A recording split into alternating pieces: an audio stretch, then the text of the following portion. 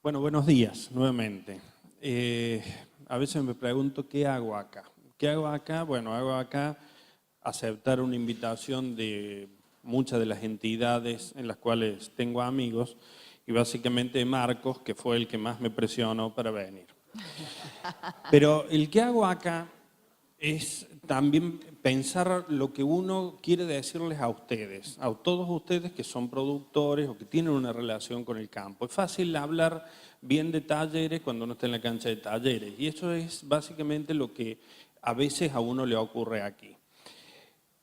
Pero no se tiene que olvidar que atrás, o mejor dicho, del otro lado, de la otra tribuna, en la otra parte de la cancha, hay mucha gente que tiene una preocupación real, una preocupación que le afecta y que más allá de algunos movimientos que uno no los ve demasiado claros, la población de las ciudades o de los pueblos que se ven envueltos en este tema de los agroquímicos producen cáncer o la forma en que se los maneja, es una realidad.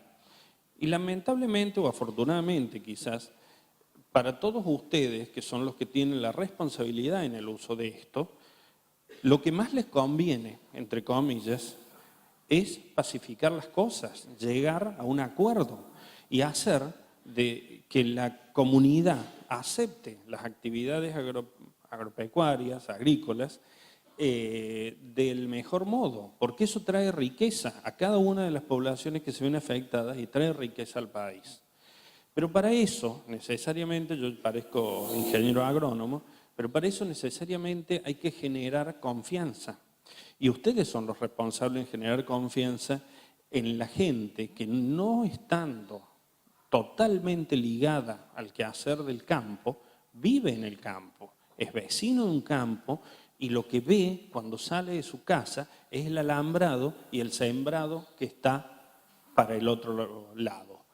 Ellos no pueden tener miedo, porque si no, esta conversación o esta charla no tiene ningún sentido. Nada de lo que yo pueda decir puede convencer a nadie, porque partimos de la base que la mayoría de las personas, cuando hablan de esto, parten de un conocimiento a priori o de una idea a priori, que es que los agroquímicos, los tóxicos, lo que quieran decirle, produce cáncer.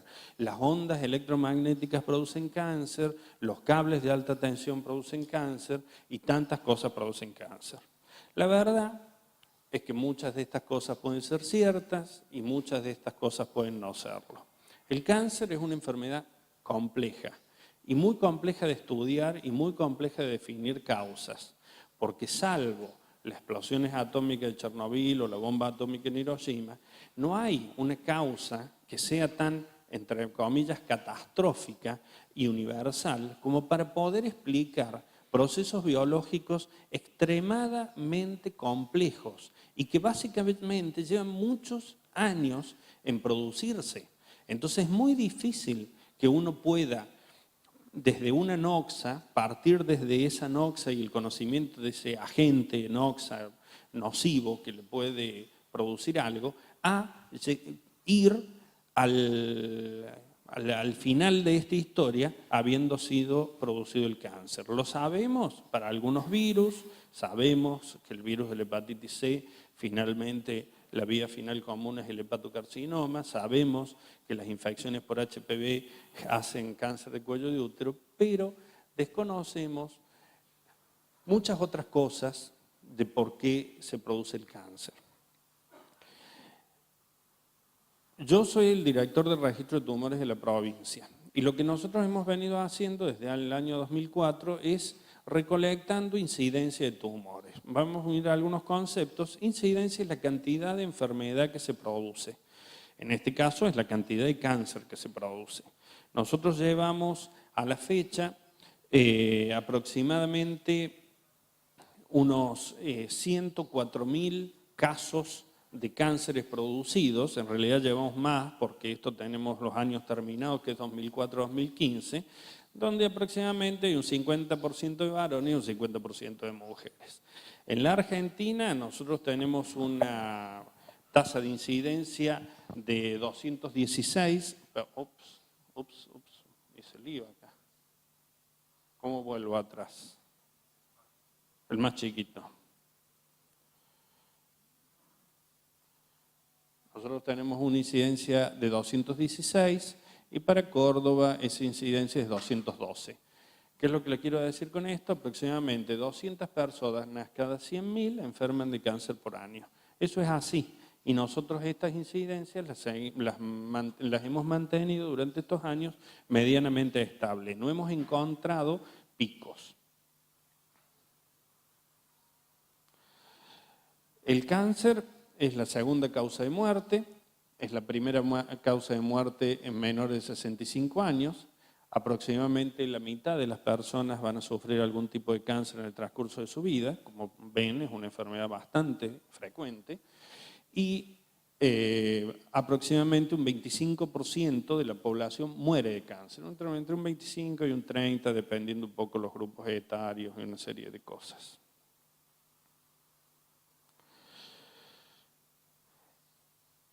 Si uno ve la probabilidad que tiene durante la vida de enfermar, para cualquier tipo de cáncer, 1 de cada 3 personas enferma, para mama, 1 de cada 10, para colon y recto, 1 de cada 25, para pulmón, 1 de cada 27 y próstata, 1 cada 11.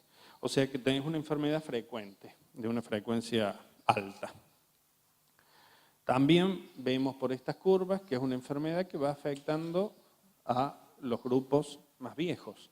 O sea, es raro en la infancia y es muy común cuando las personas son ancianas. Por eso también el cáncer tiene mucho que ver con el envejecimiento poblacional. En la medida que uno analiza una población más vieja, va a encontrar una tasa bruta de cáncer más alta.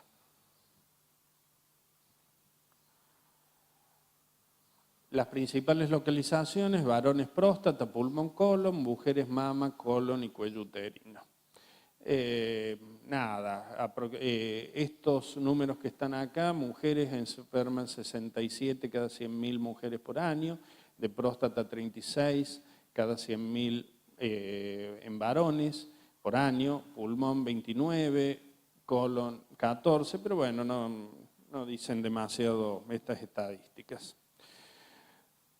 Este es el gráfico que me trajo más dolores de cabeza en mi vida. Sin duda. Y es simplemente porque lo que quisimos hacer en ese momento es ser honestos y mostrar lo siguiente, que eran las tasas de incidencia brutas en los distintos departamentos. Yo ya ni me acuerdo los números, pero si los podemos ver, acá, por ejemplo, tenemos para Unión, ya ni lo veo, pero era 260, 290, una cosa así. Este es Marcos Juárez, ¿es? 270. Pero cuando uno analiza las tasas ajustadas, que básicamente lo que tienen que hacen, a la tasa la normalizan a una población estándar mundial, que es la única forma de comparar poblaciones, porque si yo comparo, qué sé yo, la ciudad de los niños, vamos a decir una pavada, con el geriátrico de la otra cuadra, obviamente que voy a tener una carga de enfermedades, distintas enfermedades, totalmente diferente. Eso es lo que pasa cuando uno trabaja con tasas brutas, porque las tasas brutas no tienen en cuenta la edad, ni el componente demográfico de esa población. Entonces se trabaja con tasas ajustadas. Cuando nosotros fuimos a tasas ajustadas, vemos que las tasas ajustadas de enfermedad es 160, 185, 181, 157, todas están más o menos en lo mismo, 204, y están dependiendo, son muy similares entre un departamento y otro. Y eso nos llevó a concluir que en realidad nosotros no tenemos diferencias significativas en las tasas de enfermedad por cáncer en los distintos departamentos. O sea, y de ahí vamos hilando una serie de cosas. Puede ser que se nos escape algo y sí, lamentablemente pueden escaparse cosas, pero la estadística es muy compleja y es muy difícil analizar en poblaciones muy pequeñas. Vamos a ir al caso de Canals o de Monte Maíz, que son poblaciones de menos de 10.000 habitantes, establecer en una población de menos de 10.000 habitantes una tasa con un rigor científico que pueda demostrar una diferencia estadística cuando uno tiene que comparar eventos que en realidad ocurren muy poco frecuentemente y en muy poquitas personas. Por eso es que en el registro de tumores, en todos los registros de tumores del mundo, uno toma estas comparaciones por quinquenios, o sea, toma 5 años y compara con los otros 5 años. Con lo cual, si decimos que estamos haciendo eso, obviamente siempre vamos por lo menos 5 años atrás de la información. Pero bueno, lo que nosotros podemos decir, esto es al 2014, que hasta el 2014, desde que comenzamos hasta el 2014, no teníamos picos de incidencia más altos en ningún lugar de la provincia. Esta diapositiva ya la mostré alguna vez y nosotros acá tenemos 3 curvas que en realidad es para ver la consistencia de cómo uno toma los datos. No sirve más para otra cosa que eso. Esta es la curva de Córdoba Capital. Esto que acá dice región de interés fue el departamento Unión. Y el interior es todo el interior. Cuando uno ve las curvas prácticamente son superponibles. Y acá viene uno de los problemas. Nosotros tenemos mejores datos en Córdoba Capital porque simplemente estamos más cerca. O sea, hay una pérdida de datos en el interior. Y lamentablemente eso va a ser así, por lo menos, hasta que llegue una historia clínica informatizada. Porque es muy difícil, nuestra tarea significa ir a buscar en las historias clínicas, cuando nos llega un dato, ir a buscar y confirmar por un informe anatomopatológico en la historia clínica la presencia de cáncer. Obviamente, si alguien está a 400 kilómetros de donde nosotros estamos, es más difícil conseguir el dato. Esa es la realidad. Esta es la misma, pero por grupos etarios.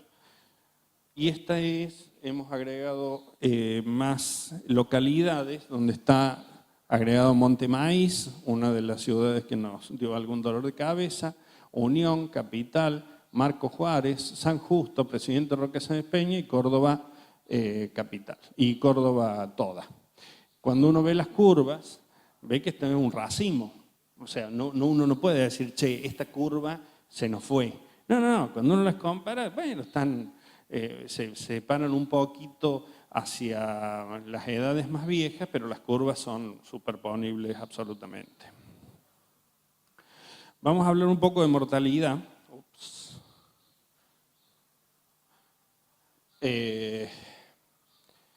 Esto lo que les podría decir, que les puede interesar a ustedes, es que hay enfermedades que es mejor no agarrarse.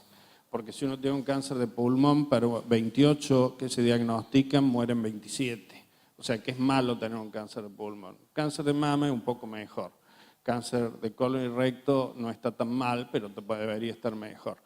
Básicamente la mortalidad por cáncer en algunos tumores es más letal, en otros es menos, y ahí tenemos los valores. Este es el mapa, también con tasa bruta y tasa ajustada de mortalidad. Ahí no se alcanza a ver muy bien, pero como ustedes ven es bastante homogéneo la mortalidad. No es que tengamos más mortalidad en algún departamento. Uno podría decir, los del sur, tienen un poco más de mortalidad que los departamentos del noroeste, pero lo concreto es que esos departamentos del noroeste están prácticamente vacíos. Tulumba viven 4.000 habitantes, Pocho viven 5.000. O sea que ahí las tasas son muy, muy influenciadas. Un muerto de más por una causa y me lleva la tasa al triple. O sea, es una cosa de locos porque la población es muy pequeña. Porque lo que uno va a encontrar de muerte ahí, entonces no son claramente comparables. Uno tiene que ser muy prudente al analizar estos datos.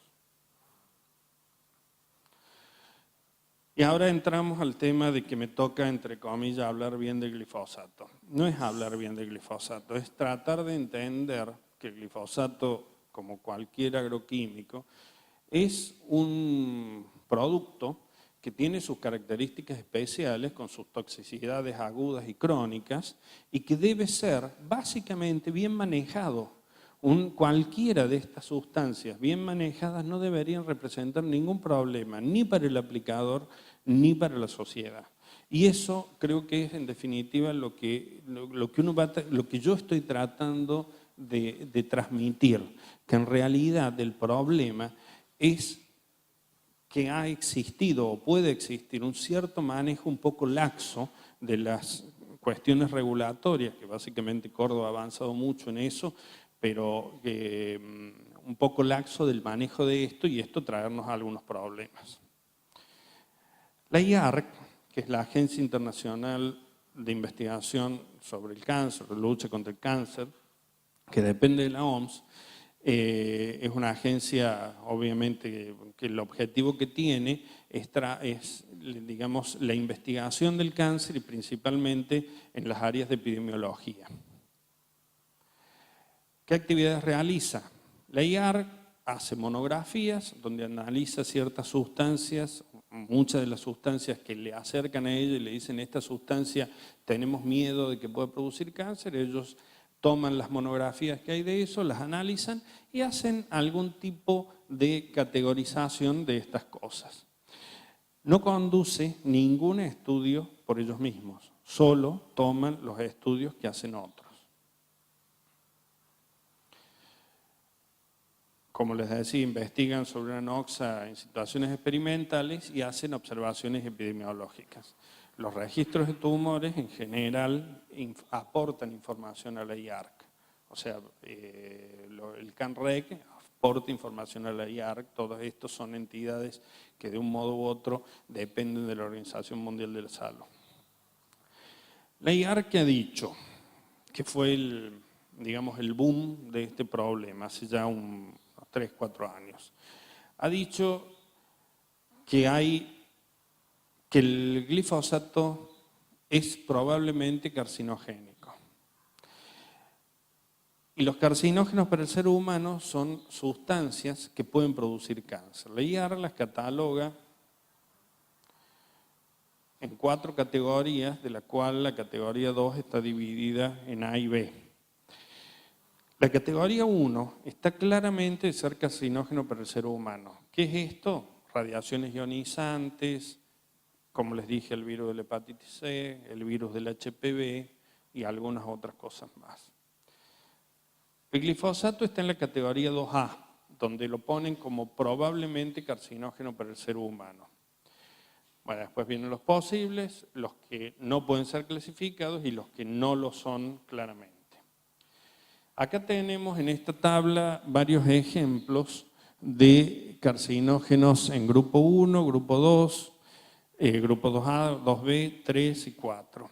Veamos un poquito lo que es el grupo 1. Las bebidas alcohólicas, el amianto, el arsénico, el benceno. El grupo 2, por ejemplo, el 2A, tiene, por ejemplo, trabajar en peluquería, con productos de peluquería.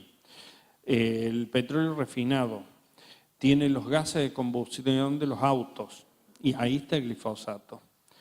El grupo 2B, el café, una cosa que uno toma muy comúnmente, los combustibles diésel, la limpieza en seco y algunas otras cosas más. Este grupo 2A, ellos plantean que existe una evidencia limitada de una asociación con el cáncer en seres humanos, pero hay pruebas suficientes de asociación con el cáncer en animales. Vamos a ver si avanzamos un poquito. Bueno, eso es lo que les acabo de decir.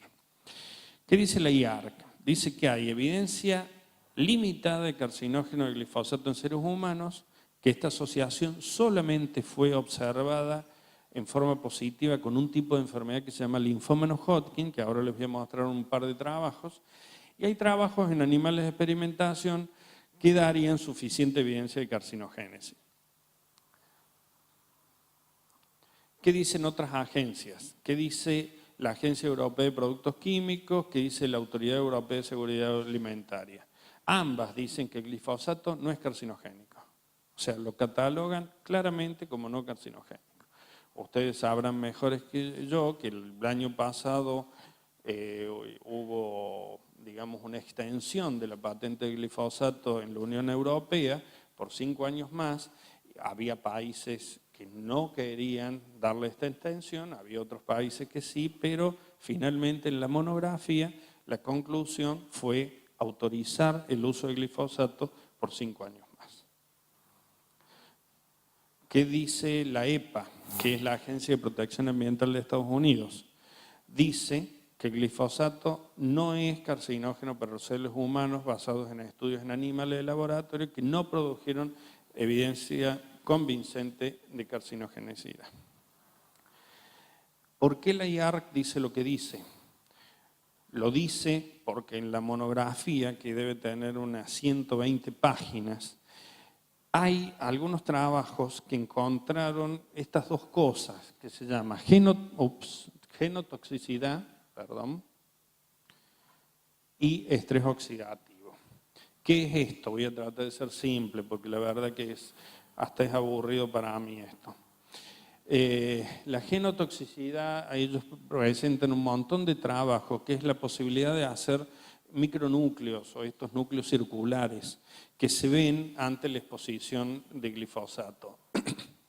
Las exposiciones que se han visto experimentalmente, que han demostrado una P significativa, no son a las dosis que se utilizaría en las aplicaciones agropecuarias. Eso es muy importante, porque obviamente, como ya nombraron a Paracelso toda la mañana, lo estamos nombrando, la dosis hace el veneno. Y si nosotros utilizamos un medicamento, un producto químico, lo utilizamos en una dosis que va a ser 10, 20, 30 veces superior a lo que nosotros deberíamos usar, y puede ser que tenga algún grado de toxicidad, pero no está representando el uso normal que le tenemos que dar. El estrés oxidativo es una cosa similar, también se vio tanto en cultivos celulares, esto sobre todo, en donde se le ponía dosis de glifosato y se veía que se producían lo que se llama radicales libres. Los radicales libres son moléculas muy reactivas que pueden unirse al ADN y generar algún tipo de genotoxicidad. Sin embargo, los estrés oxidativo, digamos, la producción de estos radicales libres no era reversible con antioxidantes y en el tiempo se revertía. Voy a pasar al otro que es más fácil. Este trabajo que hizo Minca, que es un review de todos los trabajos que querían demostrar que el glifosato podía producir cáncer en humanos, de todos los trabajos, como verán, había cientos de trabajos, quedaron los trabajos de McDuffie, de Erickson y de Ross. De Ross tiene dos trabajos, por eso tiene estas dos bochitas y tiene esto que se llama intervalos de confianza. Cuando el intervalo de confianza atraviesa el 1, ese trabajo debe considerarse, digamos, que no es significativo, sino que el resultado puede haber sido influido por el azar. Estos trabajos, las características que tienen similares, algunos son hechos en Suecia, otros en Estados Unidos, las características es que se midió la posibilidad de tener cáncer en agroaplicadores que no solamente aplicaban glifosato, sino muchos otros productos químicos, y en estos agroaplicadores se encontró que había una incidencia un poco mayor de linfoma no Hodgkin, que es lo único que hoy podríamos decir que existe algún trabajo que relaciona a glifosato con el linfoma no Hodgkin. Pero esa relación no es glifosato y cáncer, es solo glifosato y linfoma no Hodgkin, que no es ninguna de las demostraciones, entre comillas, digamos, fácticas, que están queriendo demostrar algunos investigadores en Argentina. Vamos a los problemas y termino. Monte Maíz, Barrio Ituzaingó anexo y Canals. Estos son tres problemas y la verdad que dependería de ustedes y de nosotros lo que podemos hacer desde el Ministerio de Salud, de que esta lista no sea cada vez más larga y que cada vez me llamen todos los años a hablar por un pueblo nuevo.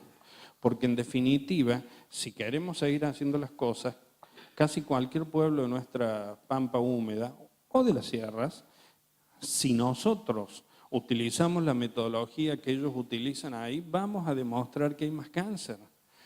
Y eso es falso. Ese es el punto, que esto es una falsedad. Como les dije, muchas veces para medir esto uno hace ajustes poblacionales, las tasas brutas y las tasas ajustadas. Ellos en estos trabajos, en ninguno de ellos han utilizado tasas ajustadas, sino siempre tasas brutas. ¿Qué es lo que nosotros vimos para hacerle cortito? Barrio Ituzaingó, esto es 2003-2004, o sea, el evento es 2003-2004, esto lleva un juicio, que tiene que quedar claro que ese juicio, lo único que se comprobó, o mejor dicho, se castigó finalmente, fue una mala aplicación de agroquímicos. No se demostró que esto haya provocado más cantidad de enfermedad, sino que la sanción que se dio fue por una cuestión puntual y comprobada. Se fumigó mal. O sea, eso no debe pasar. No debe pasar en ningún otro lugar de nuestro país. En Ituzaingó nosotros teníamos, en los años siguientes que estuvimos haciendo vigilancia epidemiológica, un esperado de 65 casos. A los años siguientes tuvimos 22. Para varones 58 y observamos 24. O sea, hubo una drástica caída del cáncer, uno podría decirlo, pero bueno, no es el evento. Monte Maíz, esperado 119, observados 80. Para varones 120, observados 90. Otra vez una, entre comillas, disminución de lo que nosotros pudimos ver. Cuando analizamos en aquel momento que estábamos más entusiasmados, analizamos lo que era la tasa digamos, el riesgo relativo. Cuando uno compara Ituzaingó anexo versus Ituzaingó, obviamente el riesgo relativo es 1, porque estamos comparando el mismo. Pero cuando lo comparamos con el centro de Córdoba, el riesgo de Ituzaingó anexo baja al 0,1. Con el Cerro, 0,12. Con San Vicente, 0,16. Con Barrio Jardín, 0,16. Libertador, 0,43. Y Villa 9 de Julio, 1,37. O sea, tenemos un riesgo relativo de padecer más cáncer en Villa 9 de Julio que en otro lado. Estos son construcciones matemáticas que nos hablan de riesgo y uno no puede hablar de certeza en esto. Pero acá la gran influencia que tiene es que si nosotros tomamos todos estos barrios son barrios envejecidos. O sea, donde tenemos gente que es más vieja y que lamentablemente enferma más de cáncer. Y esto es lo último que yo les puedo decir de Canals, que obviamente no acaba el tema, pero digamos lo va tratando de encauzar por una cuestión lógica, que es la mortalidad. Para el año 2012 nosotros tuvimos 63 muertes, 13 de cáncer. 2013, 89, 20. 2014, 82, 15. 2015, 86, 21. 2016, 78, 23. Cuando nosotros vemos el porcentaje de mortalidad, de acuerdo a lo que les había dicho, más o menos un cuarto mueren de cáncer, vemos que efectivamente estamos alrededor del cuarto que están muriendo de cáncer. Por lo tanto, con estos datos nosotros no tenemos ninguna alarma epidemiológica como para ir a estudiar nada. Y conclusiones muy simples. No hemos visto diferencias en la provincia y será necesario más estudios para aseverar el rol que juega el glifosato en la carcinogénesis humana. Y siempre hay que respetar las buenas prácticas agropecuarias. Siempre.